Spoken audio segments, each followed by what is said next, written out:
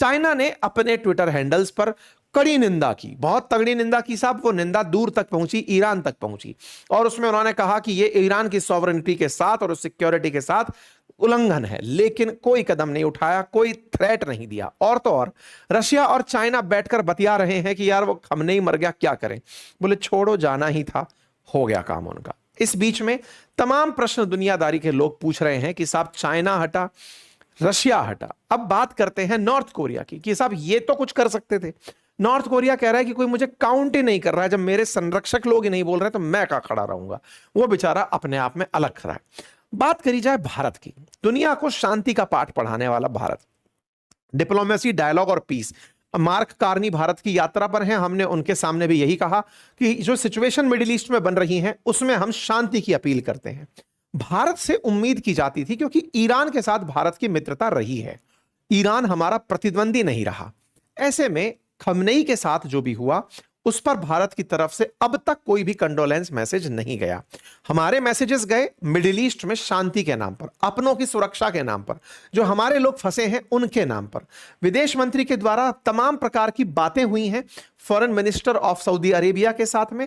इस क्षेत्र के जितने भी पावरफुल जो स्टेक होल्डर्स हैं उनसे हमारी बातचीत हो रही है। हमारे प्रधानमंत्री की सीसीएस की बैठक हुई है।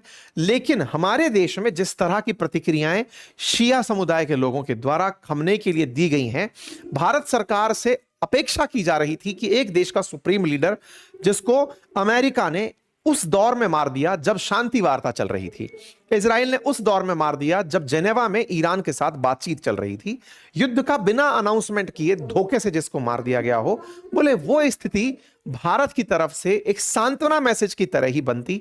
भारत चुप क्यों रह गया, यह सवाल अब अपोजिशन भी पूछ रहा है।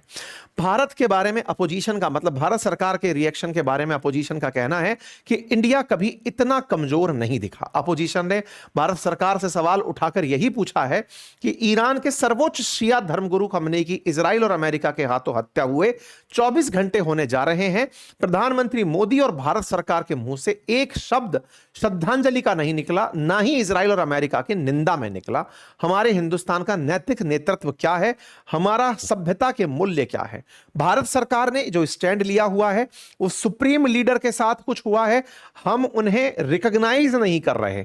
टेक्निकली वैसे ही जैसे हम खलीफा को रिकॉग्नाइज नहीं करते, हम रिकॉग्नाइज नहीं कर रहे। हमारे देश में लोग रिकॉग्नाइज कर रहे हैं, अपोजिशन रिकॉग्नाइज कर रहा है। अपोजिशन की प्रतिक्रिया से ऐसा लगता है कि अगर अपोजिशन की सरकार रही होती तो ये शायद पहला ही मैसेज ये लिखते कि साहब गलत हुआ आपके साथ। कुछ इस तरह से प्रतिक्रियाएं चल रही हैं।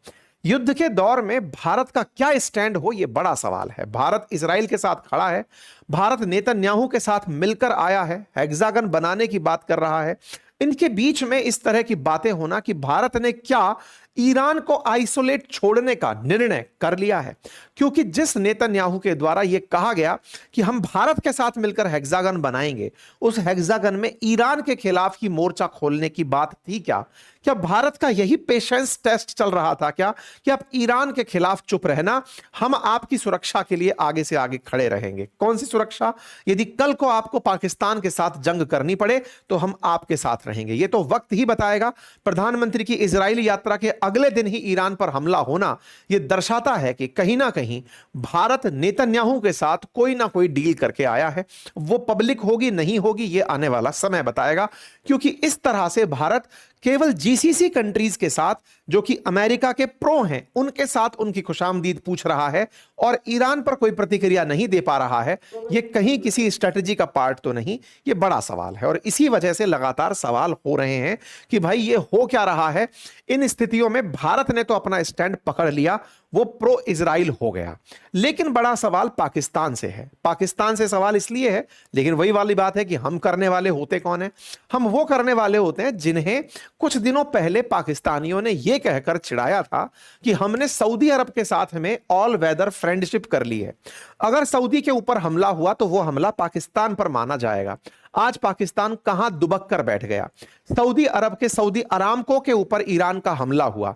आप तो ईरान के बड़े मित्र थे, ना तो ईरान को रोक पाए और ना ही सऊदी के साथ खड़े हो पाए। पाकिस्तान की जो इस समय हालात हुए हैं, जो ओआईसी का संस्थापक देश, मतलब मुसलमानों के संगठन का संस्थापक देश बनने वाला पाकिस्तान, मुसलमानों की लड़ाई दुनिया में लड़ने वाला पाकिस्तान, आज मुसलमानों के ही आपस में लड़ने में दुबक कर कहीं बैठा है, कुछ नहीं प्रतिक्रिया दे पा रहा है। यह समझने में आता है कि इनका गरजना और इनका बरसना बहुत अलग है। पाकिस्तान में अमेरिकी विरोध में जो एम्बेसी के ऊपर जनता आ रखी है, उनको मरवा रही है पाकिस्तान सरकार। 22 लोग अब तक मारे जा चुके हैं, इस तरह की रिपोर्ट निकल कर आ रही है। और तो और सऊदी के प्रिंस के साथ इनका जो डील था वो भी कहीं होता दिख नहीं रहा है। पाकिस्तान ने ईरान के खिलाफ भी कोई मोर्चा नहीं खोला है। कुल जमा अर्थ यह है कि हालात इतने ज्यादा बिगड़े हैं कि इस वैश्विक स्थिति में कौन किसके साथ है क्लेम ही नहीं कर सकते। जो सबसे बड़ा सच है वो ये है कि दुनिया ने अमेरिका को सुप्रीम पावर मान लिया है।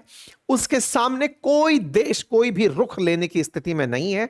चाहे अपोजिशन सत्ता पक्ष को कितना भी उकसाए, लेकिन सत्ता पक्ष ये समझ गया है कि इसके खिलाफ बोलना मतलब आने वाले समय में मुसीबत मोल लेना। दुनिया का कोई देश, फ्रांस भी अपनी प्रतिक्रिया में यही कह रहा है कि इसके बारे में यूएन में चर्चा की जा सकती थी, लेकिन अपोजिशन कोई कुछ नहीं कर पा रहा है। कुल मिलाकर के इस समय ट्रंप ही सर्वे सर्वा है और दुनिया को ग्लोबलाइजेशन का यह साइड इफेक्ट देखना था, जो आपके सामने इस युद्ध के रूप में देखने को मिला है। इन सबके बीच में भारत की प्रतिक्रिया उन देशों के साथ सांत्वना की है जिन पर हमले हुए हैं, वो भी ईरान की तरफ से। पता नहीं इसे आने वाला समय कैसे लेगा, लेकिन स्थिति बड़ी ही असमंजस की है। यूएन पूरी तरह पंगु है, हर देश अपने हित बचाने में जुटा है और अमेरिका महाविनाशक बनकर दुनिया को थ्रेट किए जा रहा है।